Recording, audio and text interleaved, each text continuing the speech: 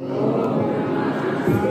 नमः सिद्धम, ओम नमः सिद्धम, परमानंद परम ज्योति चिदानंदनात्मनं स्वयं रूपं शमं शुद्धं बिंदेस्थाने नमस्कृतं भवत्कार्यदनियडमयपारा पावने अक्षरगर्भित सारा चारो वेद शक्तिः जाति शादी महिमा जगत प्रकाशित आत्मतन्त्रैस्यज्ञं महामान्यं जगद्गुरुं प्रचण्डधर्मसूर्यं वन्दे श्रीगुरुतारणं वन्दे श्रीगुरुतारणं वन्दे श्रीगुरुतारणं।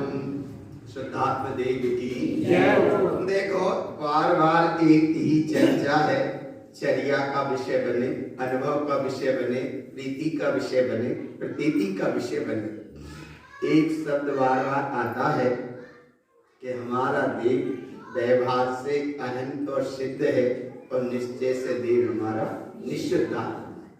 निशुद्धात्मा देव है जो सत्य है, ध्रुव है, प्रमाण है।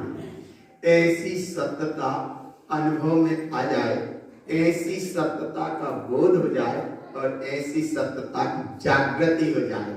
क्योंकि ये धर्म मन समझाने का नहीं है, समय पूरा करने का नहीं है, पूरे समय में समाने का है, पूरे समय में समाने का है।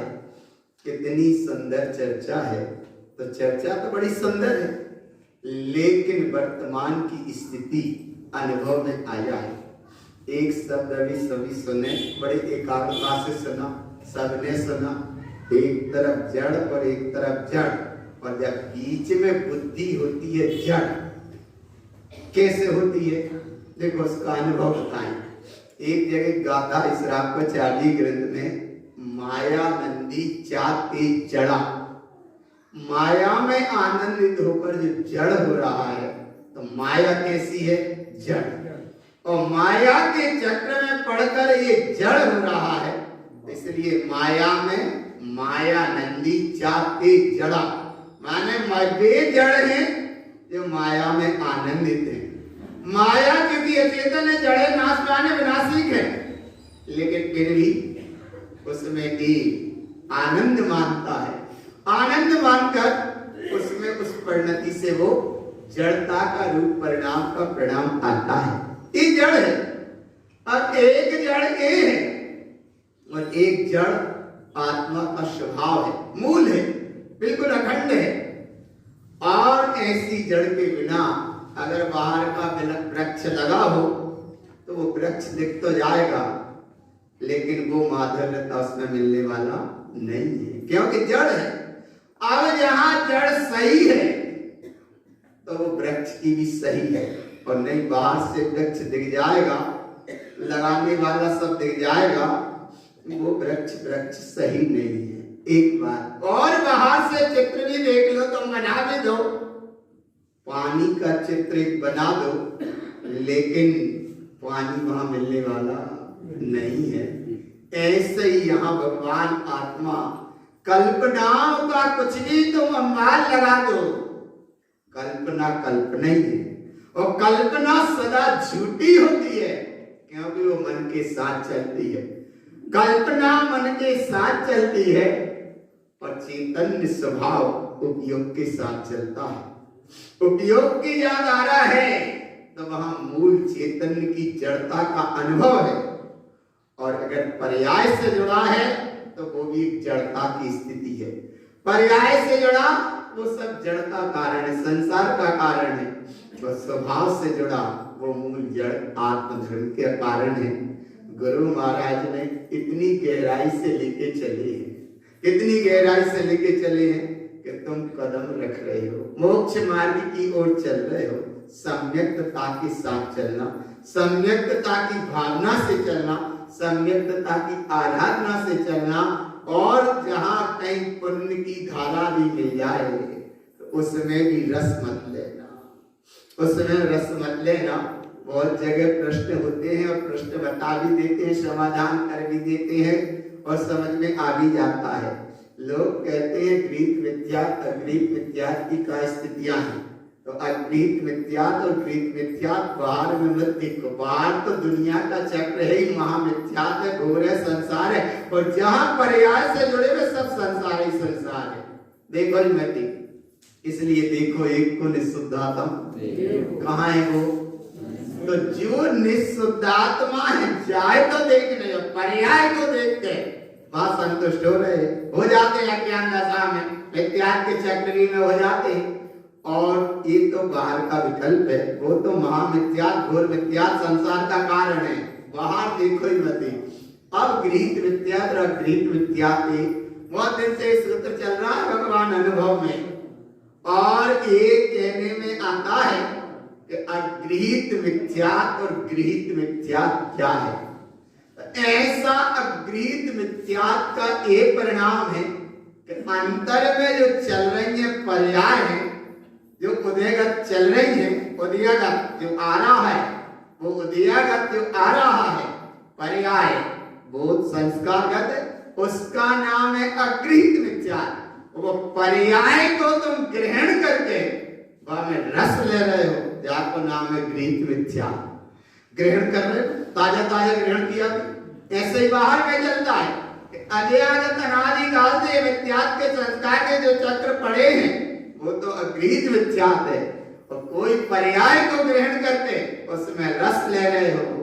बाहर में कहीं किसी कल्पना आकार प्रकार को मान के उसमें रस ले रहे हो, वो तो गृहीत मिथ्यात्व है, ताजा ताजा ग्रहण कर रहे हो, वो गृहीत मिथ्यात्व है। लेकिन यहाँ गुरु महाराज कहते हैं वो बाहर की व्यवस्था है, अंदर की व्यवस्था क्या है।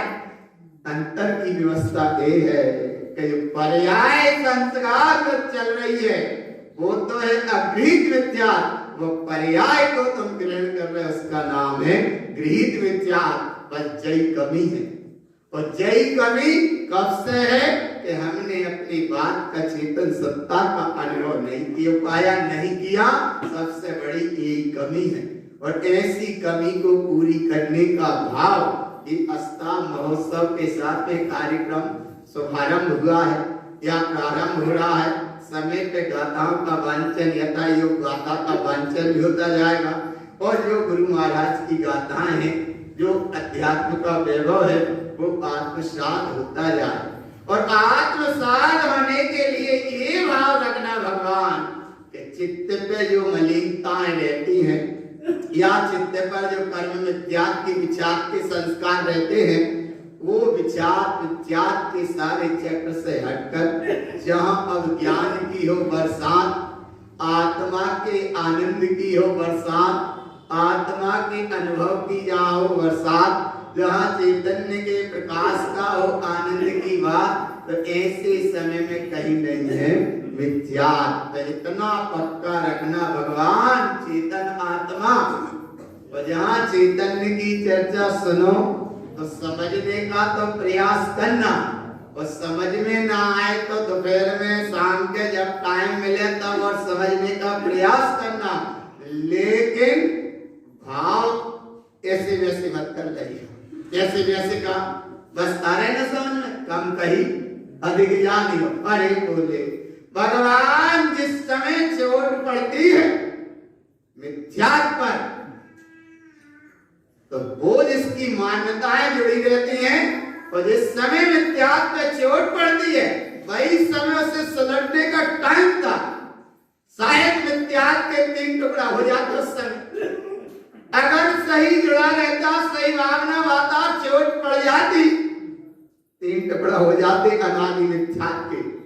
एक मिथ्यात्व, सम्यक मिथ्यात्व, सम्यक प्रकृति मिथ्यात्व, ये नाम बाद में आएंगे, लेकिन चोट पड़ती, लेकिन उसी समय बाकी मिथ्यात्व पे पड़ी चोट, तो मान्यता ने दिया झकझोर। अरे बोली का कह गई, जैसे अच्छे तो हम भाइयों का हैं, का कह गई, ऐसी कह गई, अब ऐसी तो सब नहीं, और उठ के चला गया। अरे भगवान आत्मा पकड़ में। एक तो समझ नहीं पाए, और समझ जाने की सही नहीं रही, समझ नहीं पाए, समझदारी सही नहीं रही, मनमानी करते आए और मनमानी चले गए, छोड़ गए, तुम अपने स्वरूप को भूल गए, अपने आप में चले गए। एक सूत्र कितनी बार पढ़ा है सबने, मिथ्या दृष्टि जीव को, तत्व की बात ना सुहाए, के ऊंगे के लड़े और के उठ घर को जाए। और अच्छा चला ही गया तो वो अलग बात, वो तो गया अपने कर्म से, पर एक और बीच में मिल गया, और बीच में मिल गया तो उसे और संगे पकड़ा, वो इधर आ रहा था, वो वहीं ले गया जिधर जा रहा था। तो एक तो गया सो गया, एक गया मूलधन में और एक चला गया ब्याज में। इसलिए भगवान दृष्टि रखो सदातम, समझने का प्रयास करते रहना, समझ में आ जाए तो स्वीकार करना, और स्वीकार करके निराकार चेतन विराट सत्ता का निरंतर अनुभव करते रहना, निरंतर अनुभव करते रहना, और ऐसा अनुभव करते रहना, इससे बचने का प्रयास करना। पर का मुख तकता फिरे, राखे जड़ से प्रीत, वह क्या जाने बापड़ा निज आतंकी री। बड़ा सुंदर शब्द, जाने कठिन भी नहीं है, जल्दी समझ में जाएगा। पर का मुख तकता फिरे, राखे जड़ से प्रीत, और वह क्या जाने बापड़ा, बापड़ा माने बड़ा भोला जीव है, इतना भोला जीव है कि वह क्या जाने बापड़ा निज आतंकी री। क्यों? बोले जहां रीति सही समझना थी वो पर की प्रीति में लग गया, जड़ की प्रीति में, विवाह की प्रीति में, कर्म की प्रीति में लग गया। और जहां तक ये भगवान इनमें लगा है तो वो काय हो रहा है, काय हो रहा है। देखो सुनो, देखो ऐसे जो चैतन्य भगवान आत्मा है, जो काय ढो रहा है, काय ढो रहा है मान शरीर ढो रहा है, आत्मा रूपी चैतन्य स्वरूपी भगवान आत्मा है, और 70 किलो का शरीर धो रहा है। पहली बात क्या काय ढो रहा है, और जरा सा 50 किलो का बांट सर पे रख दो, शरीर तो तुम्हारा 70 किलो का है, और बांट कितना रख दो, अच्छा 50 का नहीं तो 20 किलो का रखो, जरा 20 किलो का बांट रखो, जरा सा रान लगा दो चार, तो बोले भगवान बड़ा कर लो काम, समझ में नहीं आ रहा है, तो समझ में ये अलग से ढोना माने गलत हो गया। अब ये 70 किलो का शरीर ढो रहा है, इसे अब तक वजन ही नहीं लगा। क्यों नहीं लगा? बोले शरीर में एकत्व बने की ऐसी मान्यता हो गई, ऐसी मान्यता हो गई। इसीलिए सबसे पहले भेद ज्ञान की विधि बताई कि इस शरीर आदि से भिन्न मैं एक अखंड अविनाशी चैतन्य तत्व भगवान आत्मा हूँ, ये शरीर आदि में नहीं और ये मेरे नहीं। तो एक तो ये सबको ढो रहा है, सब माने शरीर सबको ढो रहा है, और फिर जुड़े संयोगों को ढो रहा है, और फिर भगवान की कहीं भी कल्पना करके उस सबको ढो रहा है। एक तरफ उसको ढो रहा, इसको तरफ उसको ढो रहा, उसको ढो रहा, और ढोते ढोते भगवान कब हो गई जीवन की शाम। इसीलिए क्षण मिला है बड़ा उत्कृष्ट, देव स्वरूप की गाथाएं, चैतन्यता के महासागर की गाथाएं, इतनी एकाग्रता से तुम समझना, समझने का प्रयास करना, और ऐसी भावना भाना कि आज तक इस स्वरूप को मैंने नहीं समझा, वो स्वरूप को मुझे समझने का अवसर मिल रहा है। जगत व्यवहार संसार की यहाँ कोई कहानी नहीं है, यहाँ केवल एक ही कहानी है जिसका नाम है अध्यात्म वाणी। इसलिए सुन रहे हो भैया अध्यात्म वाणी, का सुन रहे हो, का सुन रहे हो, ऐसे सुन रहे हो, सुन लो भैया अध्यात्म वाणी। अच्छा कहाँ सुने, अच्छा काय सुने, क्यों तो अच्छा काय सुने, आया ना भगवान। सब सुखी की कहानी सुन रहे भैया